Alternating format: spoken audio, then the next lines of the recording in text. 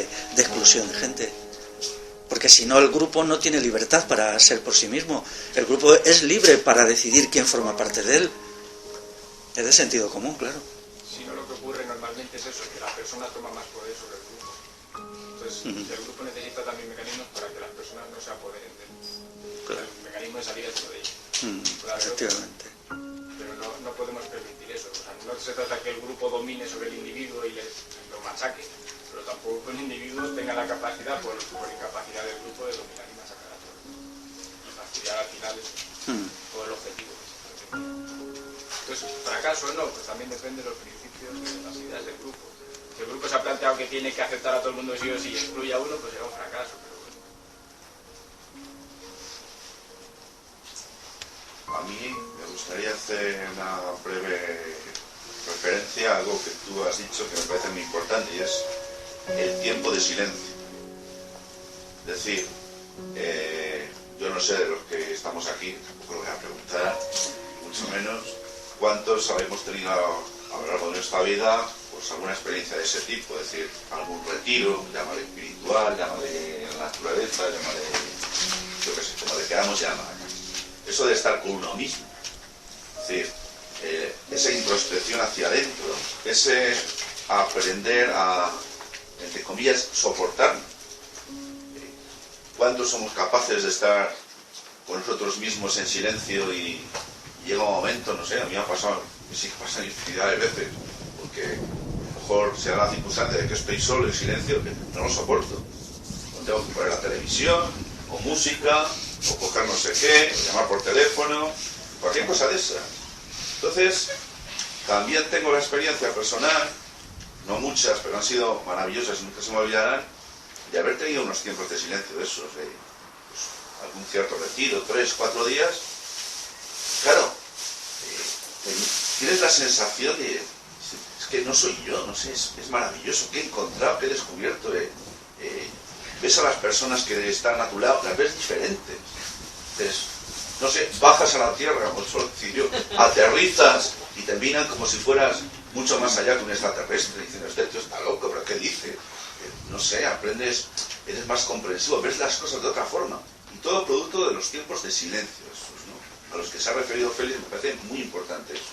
Entonces, claro, es que a lo mejor eso sería una herramienta fundamental para, a lo mejor, bueno, una más, ¿no? Para construir una sociedad nueva, que empezáramos a darnos la oportunidad de conocernos a nosotros mismos a través de esos tiempos de silencio. O como les queramos llamar, a lo mejor la expresión, bueno, puede tener otras muchas, ¿no? Alguien puede tener ese tiempo de silencio con la naturaleza, o con un árbol, o sentándose, yo qué sé, hacer fotografías a los atardeceres. A mí me ha pasado, es una experiencia, ¿no? No sé, hay muchas maneras. Pero claro, en la sociedad en la que vivimos es que esos tiempos de silencio, pues yo creo que rarísimamente se dan.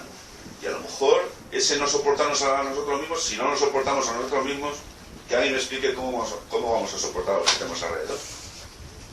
A ver, esa reflexión quería hacer. Sí, muy interesante, sí.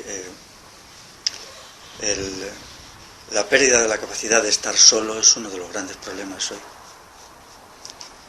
Lo que pasa es que esa soledad tiene que ser una soledad elegida, no me refiero a una soledad patológica, sino estar solo de un tiempo, y porque no hay una, aunque me repita, no hay una manera de ser colectivo cuando la calidad de las personas que forman ese colectivo es muy baja.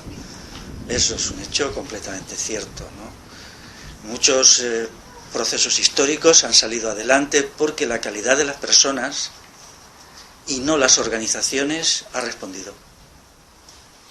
Luego los historiadores así del montón te cuentan, no, es que lo hizo tal asociación o tal colectivo. No, lo hicieron personas, al final fueron personas quienes lo hicieron.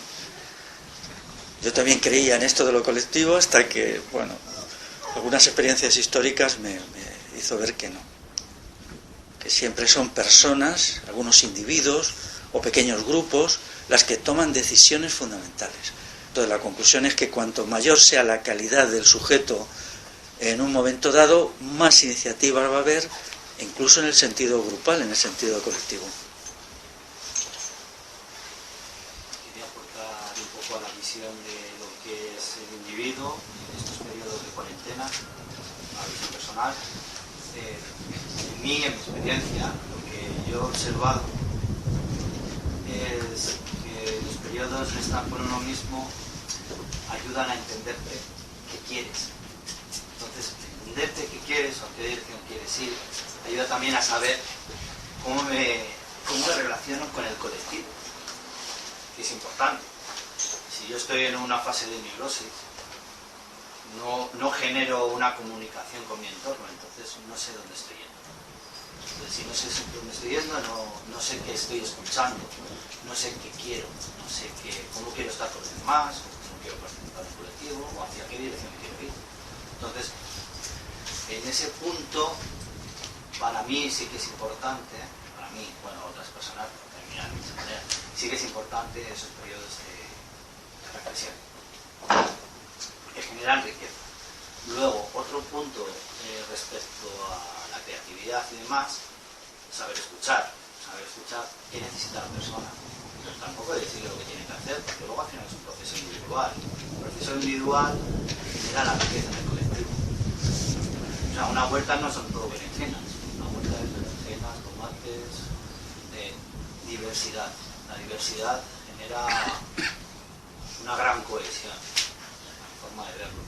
Entonces, pues saber respetar desde ese punto de vista la individualidad de cada uno es lo que realmente para mí me parece un valor o una riqueza del colectivo. Bueno, esto es lo que quería comentar. No me voy a poner en retórica y no es claro.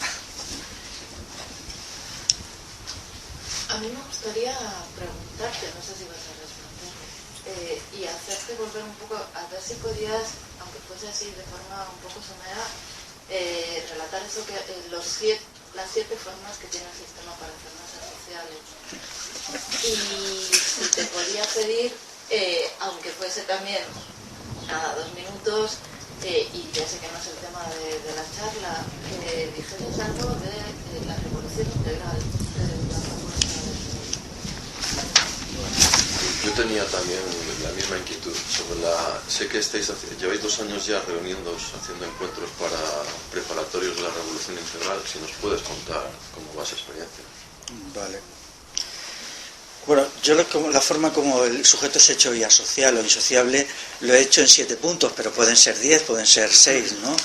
Quiero que se entienda siempre la relatividad de estas cosas, ¿no? Porque no son 7 puntos así tal, pero hay algunos elementales, ¿no? Bueno, la manera de crear sujetos sociales tiene un objetivo, que es el divide y vencerás. Es un objetivo político.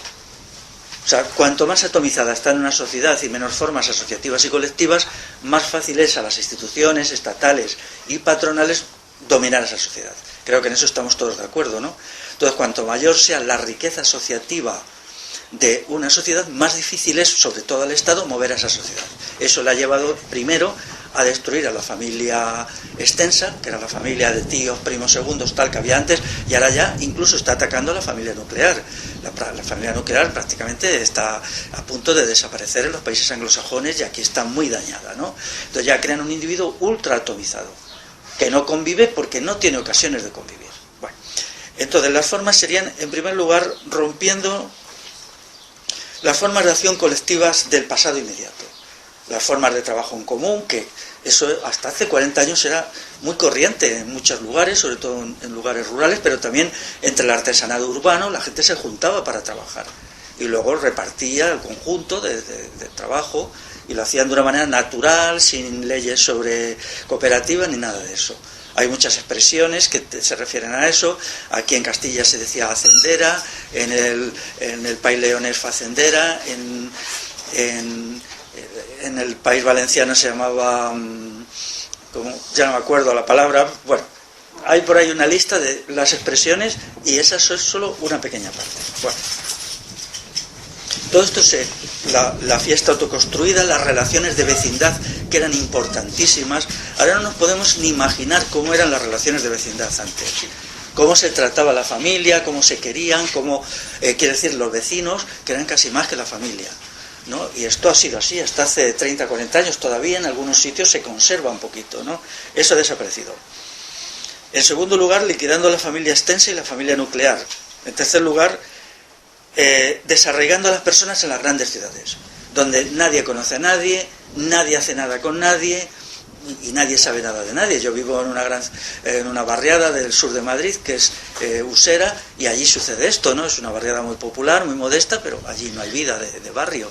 La única vida que hay es te puedes meter en un bar y beber cañas con los de al lado, y a lo mejor los conoces superficialmente después de un tiempo, pero ya no hay ni trabajos en común, ni cuidado en común de personas mayores o de niños, todo lo que antes constituía una sociedad agrupada. Por ejemplo, la importancia que tenían antes los sistemas de cuidado en común de los niños, de los bebés, que, bueno, en el País Vasco hay incluso una palabra que lo define eso, define los sistemas, y eso se hacía. Tenían palabras específicas, todo eso se ha perdido en el lenguaje y yo creo que ya es irrecuperable. Luego, en cuarto lugar, es la ideología de la crítica, que consiste siempre en que estamos viendo todo lo negativo, todo lo que es crítico, todo, en vez de, bueno, sí existen las cosas malas en los demás y en nosotros mismos, pero tenemos que hacer un esfuerzo por ver lo positivo, lo constructivo y por creer en definitiva en las personas, ¿no? Todo eso está ligado al ascenso de la teoría crítica de la Escuela de Frankfurt, a la que yo me he opuesto siempre. Había dos causas filosóficas de este sentimiento, que era una, la teoría crítica de la Escuela de Frankfurt, de Adorno, Marcuse, todos estos, y sobre todo Nietzsche. Antes se me ha olvidado decir Nietzsche. Yo siempre lo he dicho, antes, hace 10 años, era Nietzsche muy famoso. Yo decía, si tú lees a Nietzsche serás asocial y nunca conseguirás encajar bien en un proyecto colectivo. Y bueno, la gente se tiraba de los pelos y he tenido muchos problemas por esto, muchas charlas, ¿no? Afortunadamente hay un autor, que es un filósofo, se llama Nicolás González Varela, que hace 5 años escribió un libro sobre Nietzsche demostrando lo que Nietzsche era. Ese libro ha sido mano de santo, como se decía antes, a tomar por culo Nietzsche. Hace poco, en abril pasado, estuve comiendo con él, que es andaluz, y nos reíamos mucho porque le decía, jo, Nicolás, entre tus libros y un poquito también, tú al 95%, yo todas las cosas que he hecho en mi blog y mi página contra Nietzsche nos hemos cargado a Nietzsche, y en la comida nos reíamos. Y es verdad, ahora él, bueno, Nietzsche ya ha pasado de moda, pero Nietzsche era social, también lo es el libro de Stirner, si alguien lee a Stirner, pues entonces se hace asocial, ¿no? Eso se ha difundido mucho, ¿no? No me parece asocial Eric Fromm. Bueno, será, pues, nunca se me había ocurrido, pero tampoco Emily Fromm a mí me convence mucho. Bueno, luego, el punto quinto es el sistema educativo, porque es jerarquizado. El sistema educativo hace que la gente no colabore, aunque luego se intentan hacer grupos de trabajo, pero en definitiva está siempre escuchando o siguiendo las indicaciones de alguien. Todos los sistemas jerárquicos, tanto el educativo como el productivo, no crean sociabilidad porque no hacen que las personas se autoorganicen para aprender en el caso educativo o para trabajar en el caso productivo. Por lo tanto, los sistemas jerárquicos crean asocialidad, todos, ¿no? Por ejemplo, ¿cómo se resuelven los sistemas jerárquicos? No hace falta ser sociables, porque el sistema de órdenes lo impide. Por ejemplo, en un aparato policial no hace falta ser sociable.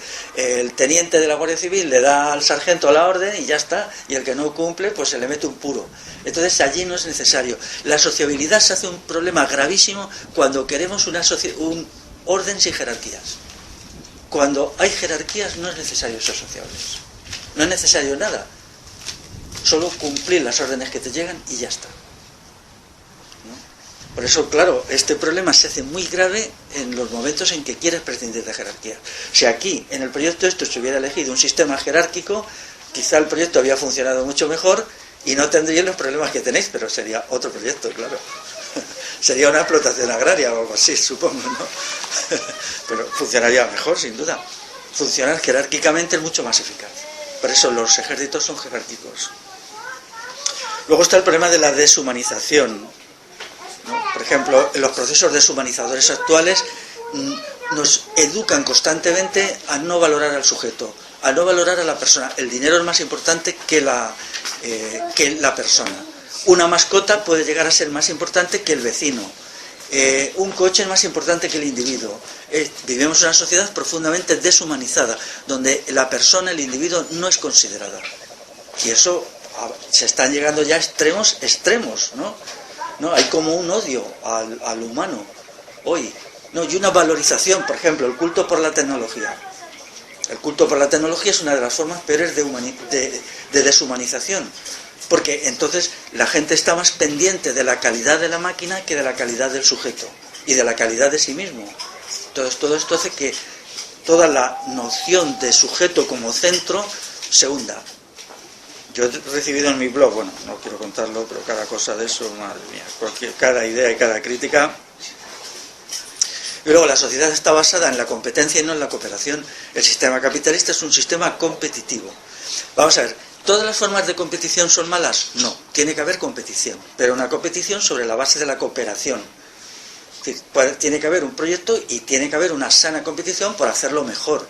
Y cada uno tiene que autosuperarse, pero en este caso no es así. La competencia capitalista avanza hundiendo al de al lado. Y entonces le anulas y te apropias, como ahora, por ejemplo, que la Bayer ha comprado Monsanto. No sé si lo sabíais, pues en la lucha que ha habido entre estas dos grandes empresas de venenos, productoras de venenos, que llevan mucho tiempo, pues la Bayer ha ganado. Y entonces Monsanto ha sido absorbido hace unos días por la Bayer, ¿no?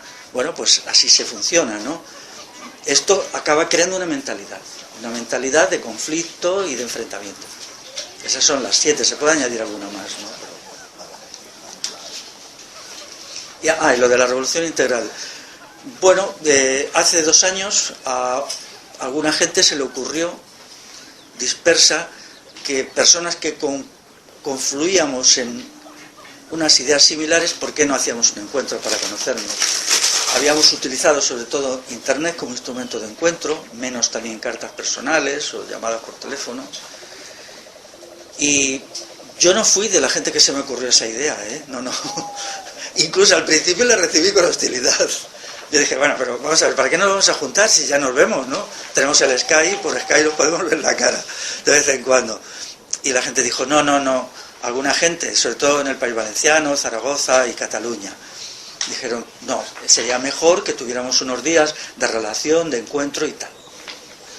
Entonces, claro, la expresión revolución integral viene de la expresión cooperativa integral catalana, de ahí se salió. No, revolución integral, cooperativa integral. Bueno, entonces para mí fue una gran creación, porque yo hasta entonces estaba sin darme cuenta muy metido en el mundillo este de los intelectuales críticos. Que yo no soy un intelectual, pero bueno, hacía eso, ¿no? Que consiste en que ves algo mal y lo criticas, ves algo mal y lo criticas. Y crees que la mejora del mundo surge por criticar todas las cosas malas que se están haciendo. Hasta que te das cuenta que ese camino es un camino que no lleva demasiado lejos, porque es mucho más importante apoyar los elementos de positividad. Entonces se hace el primer encuentro y hay 52 ponencias que recogidas en un libro, que no lo he traído porque traje un ejemplar, pero se distribuyó ayer en el acto que hicimos sobre los templarios. Bueno, pues nuestra primera idea era conocernos, vernos las caras y tal. Yo conocía a algunos, pero gente no se conocía. Y en segundo lugar, presentar allí 52 ponencias, pero no tienen ningún elemento unificador. Nosotros hemos renunciado conscientemente a construir organización. No hay organización. Por lo tanto, no hay documentos fundacionales, ni los va a haber nunca. O por lo menos yo no los voy a apoyar. Porque ¿qué significa un documento fundacional? De nuevo, la creación de un colectivo en el cual lo individual se pierde. Si alguien quiere un documento fundacional, que lo haga él. Lo hace él y entonces lo escribe él, o ella, o un grupo. Y es la opinión de ese grupo. Pero no va a haber nunca un documento que explique la opinión del colectivo, porque no queremos crear colectivos. Y yo soy de los más decididos a eso. Porque todo lo colectivo, en las condiciones actuales de tendencia al gregarismo, se convierte en una forma de anulación del sujeto, cuando ahora de lo que se trata es de promover la acción del sujeto.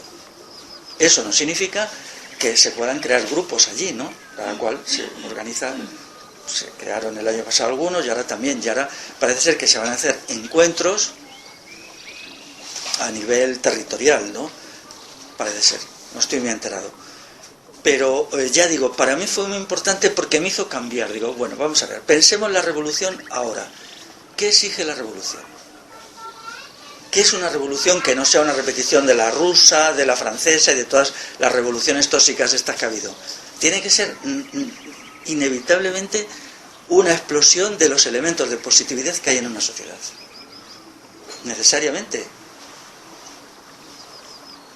Y entonces dije, bueno, pues yo ya entonces tengo que dejar de ser un intelectual crítico que critica para convertirme en alguien que se mueve buscando qué elementos de positividad, qué cosas positivas, qué cosas buenas, que se puedan luego hacer confluir en una masa crítica. Y la verdad es que es así, porque mira muchas veces por ahí, te encuentras cosas que son muy valiosas, que muchas veces no son más porque no se les da apoyo, porque no se les dice una palabra de afecto, o porque cosas así, ¿no? En el segundo encuentro que hemos hecho, pues eso ha pasado, con gente que ha ido allí, con proyectos muy buenos y que a lo mejor están solos, están aislados, o son un pequeño grupito. El aislamiento es una condición, casi siempre lleva al fracaso. O sea, si hay un colectivo que quiere hacer algo, lo que tiene que hacer es buscar colectivos similares y valorar muy generosamente a otros colectivos, no siendo demasiado crítico con ellos, sino aceptando, ¿no?, un límite, igual que antes se ha dicho, tiene que haber unas condiciones de admisión y otras de expulsión, pues tiene que haber también una raya de defectos o de desacuerdos con otro colectivo que vamos a admitir, y esa raya tiene que estar alta, es decir, tenemos que aceptar muchos defectos de los demás, muchos desacuerdos con los demás, y si no, no podemos convivir. Y eso pasa en todo. Eso es inevitable, porque si no, al final tenemos que buscar una autoridad que nos diga qué es lo que es el bien en ese caso, y luego intentar homogeneizarnos. Y no, yo ese camino creo que se ha intentado muchas veces y no ha llevado a nada. Entonces, pues ahora estamos en una situación, después del segundo encuentro, en la que la verdad es que no estamos haciendo nada, es la realidad más real, y que espero que hagamos algo, ¿no? Pero ahora está muy claro qué podemos hacer, ¿no? Ya nos conocemos, somos amigos, nos hemos tomado caña juntos, pero el camino de ahora en adelante pues es bastante oscuro, ¿no? Pero creemos que por ejemplo, bueno, intentamos cosas. Queremos hacer un proyecto que es una especie de red de blogs y de páginas, que a lo mejor si hay un problema social muy grave, pues comprometerse 30 o 40 personas que tengan páginas y blogs a tratarlo conjuntamente, cada cual a su manera. En vez de hacer como hacemos ahora de francotiradores, que a lo mejor uno por aquí y otro por allá, eso no llega. Eso en parte ha salido bastante interesante, ¿no? Cuando con la crítica al partido creado en las instituciones, que es Podemos, pues ha habido un grupo de 8 o 10 personas dispersas que hemos ejercido una crítica al asunto y sí se ha notado que hemos llegado mucho, ¿no? Pero está por definir lo que hagamos. Yo no soy muy optimista, pero bueno, a mí me ha servido de mucho la idea de revolución, que yo la tenía pero de otra manera, y eso se le ocurrió a cierta gente, en concreto a 3 personas, que además no eran amigos, porque vivían muy alejados. Y ellos fueron los que diseñaron el proyecto y yo he aprendido de ello. Me gustaría preguntarte cuáles son las partes positivas y modificadoras a la ponencia, a aprender. Has hablado muchas veces, ¿no?, de darle más valor, ¿no?, a lo positivo y no centrarnos en esa crítica, a lo mejor yo lo veo más como una cuestión. Y bueno, pues cuáles son esas conclusiones o las ideas, ¿no? Pues aquí cuando se creó el VAP, por ejemplo, era muy interesante el proyecto agroecológico. Yo no estoy de acuerdo con la agroecología, lo quiero decir, de entrada. No estoy de acuerdo, pero creía que el proyecto que aquí se hizo con Colilla y con José Ángel aportaba un gran esfuerzo en el sentido de crear huertos, crear sistemas bien pensados, una especie de autogestión, ¿no?, de los huertos, y aunque yo tenía reservas respecto a la parte teórica de la agroecología, la apoyé siempre y siempre vine aquí, ¿no? Eso hay que hacerlo en concreto, uno se enfrenta a una situación, lo que está haciendo una persona, lo que está haciendo un colectivo, y entonces tienes que decidir qué tanto de positivo y qué tanto de negativo y si lo vas a apoyar o no, ¿no? Pero siempre creo que hay que ser muy generoso en la valoración de lo positivo, ¿no? Antes he citado el libro de crítica de Nietzsche. Si yo hubiera hecho un libro de crítica a Nietzsche como filósofo, no hubiera escrito el libro que hizo Nicolás González Varela, no habría hecho ese libro. Habría escrito un libro más percutiente, más ahí ¿no? Porque yo no estoy de acuerdo con Nietzsche en nada. Pero Nicolás hizo otro libro, más suave, más tranquilo, y entonces yo lo leí y se me planteó ese dilema: ¿lo apoyo o no lo apoyo? Y dije sí, lo apoyo, y lo apoyé, entré en contacto con él y ahora somos amigos, porque yo le conocí a través de su libro. Es más, una persona en una charla como esta me dejó aquí un papelito que dijo: tú eres muy crítico con Nietzsche, lee este libro. Y dijo: lo siento, pero me tengo que ir porque tengo prisa. Entonces yo me guardé el papelito en el bolsillo, 3 o 4 días después lo leí y dije: pues voy a conseguir el libro. Y a partir de esto ha venido que luego Nicolás ha hecho 3 libros más de filosofía desde entonces, 3 más. Entonces, pues, vamos a ver, lo primero que uno tiene que tener en la cabeza es un proyecto de transformación de la sociedad y del individuo, más o menos, aunque sea muy débil, aunque sea muy flojo. Y luego, a partir de ese proyecto, tienes que ver qué te sirve y qué no te sirve para ese proyecto, ¿no? A qué te sumas y a qué no te sumas. Pero tiene que ser con mucha generosidad. No puede ser poniendo muchas pegas y muchas restricciones, ¿no? También porque una futura sociedad tiene que ser libre y tiene que ser plural. No estamos construyendo una sociedad donde haya un pensamiento único, una manera sola, única de hacer las cosas, ¿no? Sino una sociedad donde haya libertad para que la gente pueda hacer elección entre diversas, ¿no? Eso ayuda también a ser generoso, ¿no? Entonces, yo voy a los sitios y digo: bueno, pues esto lo apoyo, hay cosas que no. Hay cosas que no, pero intento siempre apoyarlas, o leo un artículo y subrayo los aspectos con los que estoy de acuerdo, ¿no? Más a lo mejor que en los que estoy en desacuerdo, ¿no? Me cuesta verlo porque según empezabas la charla, ¿no?, diciendo que al final el ser humano no es un ser social o asocial, en el que somos muy hedonistas, narcisistas, en el que se ha destruido, ¿no?, en los últimos tiempos, que yo no desconozco, como tú cuentas, ¿no?, pues había otras realidades, ¿no?, en las que nos podíamos reunir asambleadamente, en las que podíamos compartir unas cosas, ¿no?, y eso a mí me parece muy lejano. Me parece que muchas veces me cuesta, ¿no?, ver esa parte positiva, ¿no? Verdaderamente la cuestión, la crítica desde lo que no me gusta, no un problema negativo, sino que yo percibo como que no me gusta, me resulta más sencilla, ¿no?, significarla incluso, ¿no?, entre un colectivo, ¿no?, de gente. Sin embargo, ya la parte positiva muchas veces, ¿no?, pues bueno, es ahí como, por si te preguntaba qué es lo concreto, ¿no?, y tú me has dicho una cosa concreta, ¿no?, que puede ser cultivar, ¿no?, nuestros propios alimentos, ¿no? Claro. Entonces yo veo que al final también hay un problema muy grande dentro de la crítica, ¿no? Hablamos siempre de crítica, ¿no?, estamos criticando eso. A mí me gustaría más que pudiéramos hablar de cuestión, ¿no? Estoy cuestionando eso que tú haces para poder, vamos a decir, mejorar dentro de lo que nos cuesta. Yo no creo que una persona se meta en sí misma y pueda cambiar algo que no ha cambiado en 30 años en su vida. Entonces, verdaderamente yo creo que necesitamos al otro para que el otro pueda expresarnos, ¿no?, eso bueno, o incluso eso intangible, ¿no?, que piensa, que algunas veces no es ni bueno ni malo, sino son pensamientos, ¿no?, que nos llevan tal vez a probar acciones para poder, no sé, darnos cuenta de eso, que solos a mí me parece tremendamente complicado. Y luego me parece también muy complicado, bueno, esta semana además se había cuestionado, pues para hacer para que digo, pues, esa idea, ¿no?, de potenciar lo bueno, ¿no?, y de cómo es esa crítica, ¿no?, o esa cuestión, cómo la concebimos. A mí me parece que la cuestión es algo positivo, con la crítica. A mí, por ejemplo, de siempre creo que me ha gustado, ¿no? Pero me ha gustado porque la he visto como algo positivo, porque si al final yo me preocupo del cambio, cualquiera de esas opciones críticas me pueden llevar a eso.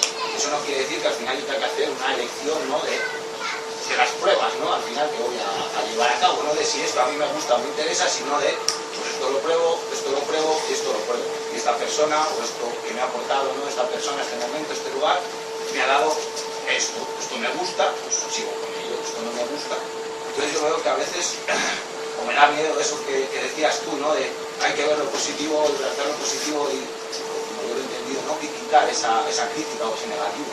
Porque me parece complejo que sin esa parte podamos verdaderamente descubrir todo esto que hemos perdido, ¿no?, para llegar a otra posición distinta.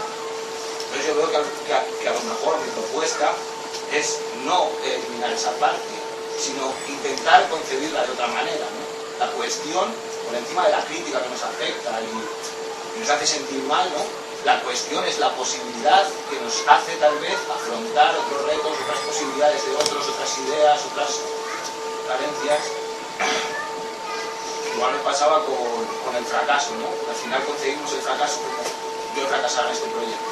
Pero al final dentro de ese fracaso, ¿no?, de un objetivo general puede haber muchísimos éxitos, ¿no? Incluso tal vez no esté éxitos, ¿no?, en un futuro, ¿no?, que todavía no somos capaces de ver. Entonces yo veo igual, para mí el fracaso es una palabra que me ayuda, ¿no?, que me nutre dentro de la vida, porque me da para evaluar lo que no me gusta, ¿no?, lo que no he querido o lo que yo a mi juicio considero que no ha salido, ¿sabes?, tal como yo o un colectivo no nos hemos planteado. Entonces por encima de que me hunda, ¿no?, me hace tener una reflexión. Entonces el fracaso yo lo veo también parte necesaria, tanto como el éxito, ¿no?, de valorar. Me parece muy sencillo valorar algo bueno, entonces tú y yo hacemos algo bueno y eso ya lo sabemos hacer. Entonces seguramente para mí es muy fácil seguir, ¿no?, con esa posibilidad, porque ya me ha salido incluso a veces sola, ¿no?, porque a lo mejor no ha sido muy complicado. Sin embargo, lo que no me ha salido o lo que no tenemos dentro, ¿cómo lo cogemos? ¿Cómo lo descubrimos? Mira, vamos a ver. La idea de que la situación actual tiene que resolverse por una unificación de los elementos de bien se debe precisamente a la escasez del bien hoy. En cualquier forma de bien vivimos un momento de la humanidad tan degradado, que hay tan pocos elementos de bien entre todos los tipos, ¿no? Porque se han creado unos poderes aterradores que no existían incluso hace 100 años, ¿no? Y esos poderes están volcados en el totalitarismo, en la tiranía, en la propaganda, en la manipulación, ¿no? Y entonces, que haya muy poca posibilidad de bien tiene que llevarnos a considerar que el poco bien que hay tenemos que unirlo, porque si no el asunto no es movible, ¿no? En otras condiciones de una humanidad menos degradada podríamos incluso aceptar más, tener una visión más crítica, pero ahora es tan desesperada la situación, o yo es como lo veo, que tenemos que buscar los elementos de bien allí donde estén, ¿no? En segundo lugar, no debemos pensar en términos disyuntivos, o sea, no se trata de que solamente nos tengamos que definir por lo individual con exclusión de lo colectivo, sino las dos cosas. O sea, es el problema de la dialéctica. La dialéctica es una forma de pensamiento en el cual se ve cómo dos cuestiones son diferenciadas, pero al mismo tiempo están unidas, ¿no? Es de sentido común que los proyectos colectivos necesitan de un buen funcionamiento colectivo, pero también de una buena calidad del sujeto allí, ¿no?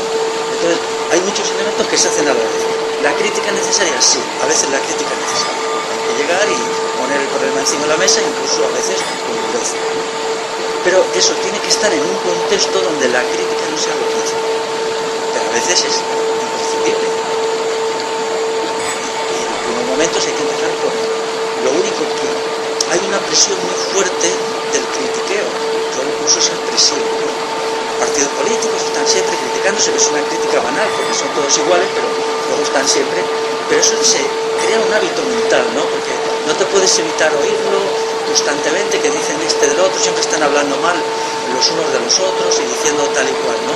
Entonces, pues hay que tener en cuenta también ese aspecto, que estamos sometidos como a un baño constante de critiqueo.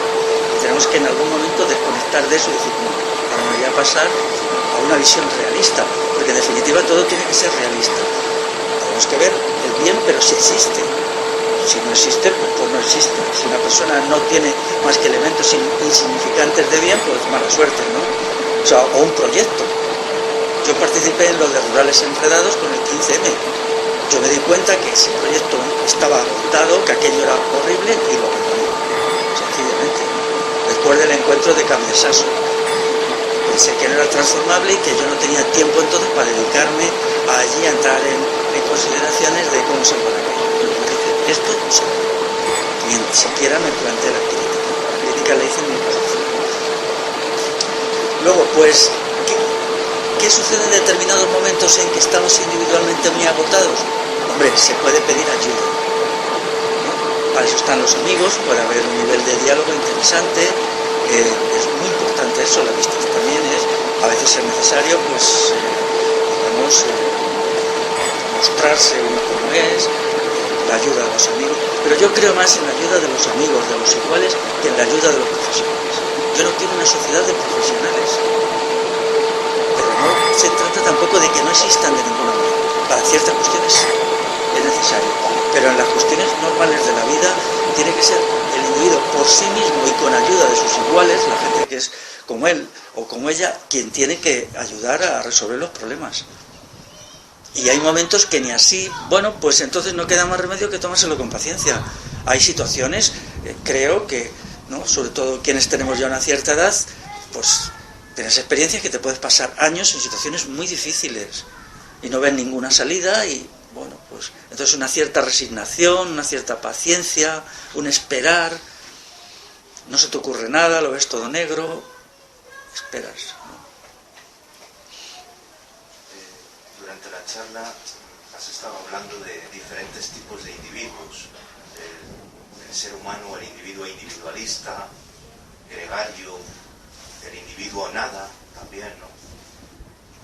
Yo, por todas partes me encuentro un tipo de individuo, que no sé si alguna vez has hablado de él, que es el individuo dogmático, tanto por parte del lado religioso o pseudo-religioso, como del lado laico o ultralaico. Me encuentro con individuos que son dogmáticos, que no toleran la otra parte, ni siquiera nos toleran a los que estamos un poco en el medio, en la medianía, ¿no? Individuos que por el lado religioso no toleran, por ejemplo, no comprenden toda la liturgia del psicoanálisis o otras interpretaciones del ser humano, o por el lado laico, que están constantemente negando per se la existencia del alma, el individuo como algo sagrado, lo degradan, lo desvalorizan, lo ponen a la altura de una mascota, con todos los respetos, o a la altura de un árbol, es decir, degradan al ser humano. ¿Qué opinión tienes sobre ese tipo de individuo, el individuo dogmático? Bueno, los sistemas de creencias en general no son realistas. Es decir, las teorías, las interpretaciones son casi siempre propaganda. Es decir, vamos a ver, una corriente filosófica o un sistema político muy pocas veces explica la realidad. Lo que hace es decir cómo tiene el individuo que ver la realidad, ¿no? Y eso ha sido así siempre, y en eso coincide también con las religiones, ¿no? Las religiones son sistemas que te dicen, bueno, pues esta es la fe que tienes que tener, ¿no? Para mí la manera mejor de abordar eso es a partir de la experiencia. La experiencia nos une, los sistemas de creencias nos separan. Entonces, la experiencia, la observación de la experiencia, el encontrar soluciones en la experiencia. Yo soy experiencialista, ¿no? Y he usado una palabrita que se llama análisis ateórico. Cuando nos enfrentamos ante algo, lo primero que tenemos que hacer es limpiar la cabeza de dogmatismos y de teorías. Lo mejor es eso, estudiar la realidad y encontrar desde la realidad la respuesta al problema si lo hay, que no siempre la hay, porque montones de problemas humanos son sin solución. O sea, el optimismo de que todo es solucionable, bueno, eso es un dogmatismo, ¿no? Y eso es porque vamos a ver, la realidad la compartimos todos. Aquí estamos ahora compartiendo una realidad, sin embargo, si somos 20, cada uno podemos tener un sistema dogmático diferente. Entonces, en general es mejor, para conseguir la unidad de la gente, renunciar a los sistemas dogmáticos, sean los que sean, ¿no? Y limitarse solo a vivir a partir de la experiencia, una experiencia muy reflexionada, la experiencia propia y la ajena, claro, ¿no? Y yo valoro mucho los libros que tratan sobre experiencias, por eso me inclino más bien a la filosofía empírica. Y los otros, pues, bueno, hemos vivido el declive de grandes teorías que parecían omniexplicativas y que luego han demostrado que no tenían casi ninguna base de verdad. Por ejemplo, el marxismo, ¿no? El marxismo, hay un momento, incluso hace 30 años, que parece que estaba arrasando y luego se ha ido demostrando sus errores y tal, ¿no? Entonces es mejor no tener creencias. Sobre un poco también, hilando esto que estás hablando con lo que han dicho antes, hay una distinción que es la que has hecho, que es cuestión y crítica, ¿no? Para mí son dos cosas diferentes. La cuestión, la pregunta es abierta, y en cuanto a abierta hay una intención de querer ver la realidad tal como es, tratando de dejar de un lado los baremos por los cuales yo la mido. Y esa es la crítica en la que me aparece una vara de medir.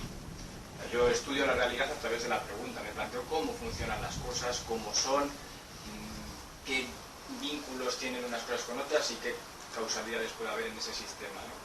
Sin entrar todavía a valorarlo. En la crítica aparece una valoración, es decir, yo luego tengo un sistema, unos principios, unas bases morales, cojo esa vara de medir y la establezco en el funcionamiento de esa realidad que he visto a través de la pregunta. Y entonces decido si para mí es bueno, lo es negativo o no, entonces hago una crítica. Digo, existen dentro de este sistema esta serie de cosas que creo que funcionan mal. ¿Por qué creo que funcionan mal? Por esta razón, esta y esta. Y creo que mejorándolas, pues esto iría funcionando mejor. Entonces, para mí la pregunta es ese abandono del dogma, es el dejar por un segundo mi experiencia, porque es un dogma mío, es mi vara de medir. Un dogma es una vara de medir más rotunda, más fuerte, que además a lo mejor me impide incluir otras e incluso me impide ver las bondades que otras perspectivas tienen. Entonces me interesa un poco me interesa bastante lo de señalar las bondades que vemos en otras cosas, porque nos abre más la oportunidad a abrir el diálogo que cuando solo nos enzarzamos en las contrariedades de la crítica. Cuando mi crítica no es solo hacia lo positivo, sino solo a lo negativo. Que a veces pensamos que criticar es solo decir lo que está mal. Yo cuando critico un cuadro no digo, joder, qué mal ha pintado y no me gusta, no, digo, ostras, hay una serie de cosas que me gustan y otras que quizá no tanto, ¿no? Entonces la crítica tiene dos componentes, la crítica de la bondad y la crítica de lo que a mí, bajo mi criterio propio y personal, no me parece tan bondadoso. Pero la pregunta para mí es una apertura a la realidad, tratando de dejar en suspensión esos juicios para poder ver cómo es el sistema sin tener yo que corromperlo antes de verlo. Primero lo miro, lo entiendo y después aplico mis criterios. Y entiendo que el otro tiene los suyos. Ver los buenos criterios del otro para que se puedan ver los míos es tan importante como ver los negativos. No me parece que uno sea más importante que el otro. Pero creo que tenemos mucha más facilidad para ver lo negativo, para ver lo destructivo y porque al fin y al cabo nacemos en eso, en una sociedad competitiva, entonces no sé, si vas a competir necesitas entender más rápidamente la debilidad del otro, porque necesitas atacarla con más rapidez porque es por donde la comprar. Entonces es un entrenamiento en empezar a ver las bondades en el otro. Y yo te digo, dime 7 cosas positivas de tu padre. Y no lo pones muy difícil. No sé, te digo, dime 20 negativas y a lo mejor te salen 50. Empezar a equilibrar la balanza entre decir 7 positivas y 7 negativas solo. Y 10 positivas y 10 negativas. Muy bien, sí. La expresión apertura a la realidad es exacta. Eso es exactamente. Yo antes no he sabido decirlo también como tú. Apertura a la realidad es exactamente eso. O sea, lo que se necesita hoy, mucho más cuando vivimos en una realidad social que ha sufrido cambios tan tremendos que los libros y tal y los sistemas teóricos doctrinales de hace solo 20 o 30 años no valen. Yo eso estoy convencido, ¿no? Porque se han producido cambios, la mayoría a peor, pero algunos a mejor en la sociedad, en la base tecnológica de la sociedad, en la forma de vivir, que nos exigieron esfuerzo para casi empezar a pensar desde cero. Y solo se puede hacer desde la apertura a la realidad, es la expresión exacta. A mí se me ocurren, claro, ante tus respuestas, se me ocurren más preguntas. ¿Por qué dices que en el marxismo no hay nada bueno? ¿Por qué decir que en la fe religiosa no hay nada bueno? Que todo es oscuro, que todo es malo, que todo es inquisición. ¿Por qué? Bueno, yo no he dicho eso, ¿eh? No, yo no he dicho eso, mira. Al contrario, vamos a ver, mira. Es decir, que Nietzsche, que a mí me horroriza, no me gusta, eso estoy de acuerdo contigo. Bueno, pero reconozco que tenía momentos de iluminación. Sí, lo reconozco. Que él veía un mundo de patosos, de cutres, de estúpidos y una Alemania degradada. Reconozco que tenía momentos de iluminación, sí. Aunque su pensamiento global no me gusta. Sí. ¿Por qué no ves cosas buenas en todas esas corrientes? En el marxismo. El marxismo es una de las ideas más hermosas que han surgido de... Tanto como eso. Bueno, pero vamos a ver, mira, mi rechazo en general siempre es selectivo. Estoy de acuerdo con que Nietzsche en algunas cosas, lo que pasa es que su ataque a la convivencia, pues a mí me apartó de él inmediatamente, ¿no? Él tiene algún texto, sobre todo en la voluntad de poder, algunas frases que yo no puedo aceptar, ¿no? Bueno, yo en el marxismo te podría decir 3 o 4 cosas con lo que estoy de acuerdo. Creo que la teoría marxista de la pluralidad y la explotación es correcta. Y eso se queda ahí, ¿no? Y en las religiones, pues yo me considero como una persona religiosa, pero no antirreligiosa. Y estoy dispuesto a aceptar aquellos elementos de las religiones que puedan ser útiles, pero desde la base de un análisis experiencial, no desde un sistema de creencias absoluto,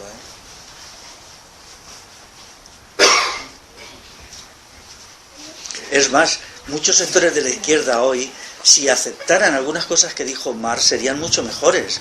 Por ejemplo, la crítica de Marx al Estado, que se ha olvidado. Marx era bastante crítico del Estado. Luego todo eso se ocultó, y yo tengo un libro que saco citas de Marx que las...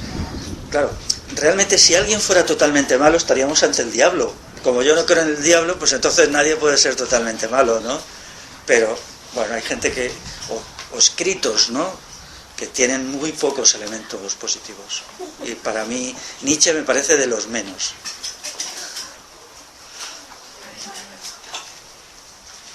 Una cosita en relación, me ha parecido muy interesante, y estoy totalmente de acuerdo contigo con el tema de los dogmatismos. A ver, yo no sé si alguno de vosotros ha tenido una experiencia semejante a alguna que he tenido yo y que quiero compartir, ¿no?, que me parece interesante, y es cuando nos sentamos a hablar una serie de personas sobre un tema, el que sea, por polémico que sea, y todas esas personas no se conocen entre sí, es la primera vez que se ven, de tal manera que uno puede ser marxista, otro puede ser fascista, otro puede ser religioso y otro puede ser ateo, pero nadie lo sabe. Yo tengo una experiencia, es mi experiencia, ya pueden ser las posturas más diametralmente opuestas, que como la gente vaya sin el prejuicio previo de saber quién es quién y qué piensa quién y qué cree quién, se pueden construir puentes de entendimiento. Si vamos con la etiqueta, ese es facha, el otro es anarquista, el otro es ateo, el otro es islamista, el otro es proetarra y el otro es no sé qué, es imposible. Entonces, a lo mejor ahí, no sé en qué medida las personas, tú, otros muchos, a través de los mecanismos que sea, se podría transmitir este tipo de idea, para que fuera un poco, no voy a ir ya calando, ojalá, ¿no?, pero que pudiera servir para que algunas personas empezasen a reflexionar sobre que el peligro y el cáncer que es el etiquetismo, en el que hemos incluido todos, empezando por mí. Todavía no me he quitado lamentablemente eso, pero algunas veces pues voy intentando hacerlo, ¿no? Y me he dado cuenta de esa experiencia, lo positiva que digo, joder, pues es que esta persona está en las antípodas, estamos en las antípodas y nos podemos entender porque nos miramos a la cara y hablamos desde aquí. Y no hablamos desde el dogmatismo, la radicalidad de no sé qué teoría, en fin, hasta qué punto las filosofías, de lo que sea, las religiones, es que bueno, uno se plantea muchas cosas y dice, bueno, pero es que esto, igual, evidentemente aquí se está hablando de, y muy bien, ¿no?, de que todo tiene sus aspectos positivos, sus aspectos no tan positivos, etc., ¿no? Pero ¿en qué medida toda esa variopinta cantidad de filosofías, de corrientes políticas, de no sé qué, están contribuyendo efectivamente a dispersarnos y a confundirnos, en vez de a entendernos, ¿no?, y a dividirnos? Pero también eso pasa porque, vamos a ver, ahora hay un declive de las ideologías y de las creencias, ¿no? Vivimos en una edad de increencias, básicamente, ¿no? Hay una razón para ello, y esa razón tiene mucho que ver con lo que hemos hecho esta mañana, que es lo siguiente. La evolución de la humanidad ha llegado a un momento que las viejas explicaciones dogmáticas de todo tipo ya no sirven, porque ha habido cambios enormes en la estructura de la sociedad, en la estructura tecnológica, en los modos de producción. Entonces, las viejas creencias ya no satisfacen. Uno va allí y te das cuenta que no. Entonces eso es interesante porque vivimos en una crisis de creencias, pero que hay que vivirla en su aspecto positivo, que es eso abre la posibilidad de crear un nuevo sistema de comprensión del mundo que sea mucho mejor que las que ya han periclitado, han muerto porque están fuera de lugar y porque estaban llenas de errores, ¿no? Entonces ese es un momento interesante. Por ejemplo, el problema de la convivencia. ¿Cómo redefinir la convivencia en una sociedad que no es convivencial? podemos verlo eso por lo negativo, decir, qué pena que no sea convivencial, o por lo positivo, decir, bueno, es una oportunidad de crear una nueva sociedad convivencial. Por eso el título de la charla es Por una revolución convivencial. Esta revolución no se va a hacer en 1 año ni en 2, pero si somos conscientes de que queremos una sociedad convivencial y la elegimos como meta, que no es necesario que todo el mundo la elija, pues podemos avanzar hacia eso y tener resultados pronto. Porque el declive de las ideologías actualmente es debido a que esas ideologías están superadas. Y además que el hecho ideológico en sí es negativo, porque es verdad, sobre todo en el trato personal, ¿no? Cuando se trata con una persona hay que ver lo que la persona es, no la etiqueta que lleva. Esa persona, su experiencia, y yo en eso me he adiestrado desde hace años y me va súper bien. A mí la gente me dice, yo soy tal, ni la escucho. Para mí esa persona es esa persona, ya está. Y luego a lo mejor me acuerdo, pues me dijo que era tal cosa, o que creía en tal cosa, o era de tal religión. Bueno, bien, pero tiene derecho, claro, pero yo nunca le veré como adherido a un credo o tal, sino a una creencia, la que sea, o a un sistema filosófico. Me acuerdo una vez una chica en Valencia que me decía, yo soy kantiana. Bueno, no, había estudiado filosofía, era muy partidaria de Kant, bien, pero bueno, yo la veía pues como quien era, una mujer que tenía una experiencia y que luego además apoyaba a Kant, pero eso era muy secundario, ¿no? Y en otras cosas igual. Y bueno, eso también es esperanzador, ¿no? Porque ha habido épocas en que las personas no se las veía como individuos, se las veía solo como alguien que llevaba una etiqueta en la frente y solo veías esa etiqueta. Y claro, eso te impedía el trato, porque en definitiva una persona no es el sistema de ideas que defiende, es muchísimo más que eso. El sistema de ideas en todo caso es una parte de su vida, ¿no? Y bueno, ahí sí se ha avanzado. Y eso sucede hoy con muchos asuntos, ¿no? Yo hace tiempo ya que soy escéptico respecto a los libros, durante mucho tiempo he leído mucho, porque creo que en libros escritos hace más de 10 años no voy a encontrar respuestas a los problemas de nuestro tiempo, porque los problemas de nuestro tiempo son muy distintos de los anteriores. Y por eso ahora hablo menos de los clásicos griegos, de todas esas cosas que yo hacía antes, ¿no? Incluso a veces me contemplo a mí mismo pensando críticamente. El otro día en una frase de Epicteto, decía, joder, esta frase de Epicteto ya no me convence tanto como hace 10 años, ¿no? y bueno, ¿por qué? Pues porque hay una situación muy distinta, incluso lo que ha significado la revolución en la comunicación, ¿no? La revolución en los transportes, todos los cambios que está habiendo en la producción de alimentos, cambios a peor, tan preocupantes, la nueva agricultura, todo esto, ¿no? Plantear retos enormes. ¿Y cómo vamos a hacer frente a esos retos? Pues necesitamos nuevos sistemas de ideas. Y eso solo puede surgir de la realidad. Los sistemas antiguos se han derrumbado. Y ahora tenemos que crear nuevos si podemos, y si no, pues mal, ¿no? Pero bueno, yo soy optimista. Si nos marcamos un plazo de 20 años estoy seguro que haremos grandes cosas de aquí a 20 años. Pero antes es imposible, no podemos pretender hacer las cosas así de golpe, porque es imposible. La capacidad que tiene la mente humana de captar la realidad, no, la apertura a la realidad da resultados en procesos muy largos. Se necesita mucho tiempo y luego, bueno, mucha experimentación, ¿no? No sé qué piensas tú de eso. Ese punto de la apertura de la realidad, por ejemplo, ahora los temas que van en boga o afina un poco la corriente, es el tema del estudio de la neurociencia. Y que empiezan a ver o a estudiar los tipos de conducta, cómo afectan, pero a muchos niveles, ¿no? Aparte sociológicos, biológicos, se amplía el tema y por ahí empieza a haber una nueva vía de corriente filosófica, por decirlo así, o de opinión. Simplemente apunte la pie de nota. Bueno, puede ser, yo no tengo ni idea de eso, pero quizás sí. Y desde luego la actitud positiva es aceptar la parte de verdad, la parte de razón que tienen las aportaciones, ¿no? Saber discernir qué es lo que es paja, qué es lo que es rollo, para encontrar la parte positiva en todo, ¿no? Pero es cierto que la humanidad ha dado un giro, yo eso lo veo, en 30 años se han dado cambios enormes, ¿no? Cambios enormes. La mayoría peor, pero no tenemos que dejarnos intimidar por esos cambios a peor. Tenemos que confiar en nuestras capacidades de que los vamos a entender y los vamos a superar y vamos a dar un giro a la evolución de la humanidad en un sentido transformador positivo. Porque a veces es intimidante las cosas que se están haciendo, ¿no? Por su negatividad, ¿no? Pero bueno, también es verdad que el mundo de hace 30 años era más estable, más seguro, pero también estancado. Estaba estancado, ¿no? Mientras que ahora hay más incertidumbre, más caos, más indefinición, y eso nos permite buscar nuevas fórmulas. En las situaciones estables la creatividad es baja, y en las situaciones inestables se sufre más porque no tienes creencias seguras, no tienes vías de avance claras, pero al mismo tiempo se puede coger lo positivo de esa situación en el sentido de la creatividad, de la capacidad de pensar, imaginar, suponer nuevas fórmulas, nuevas soluciones a problemas muy graves. Entonces eso te equilibra, ¿no?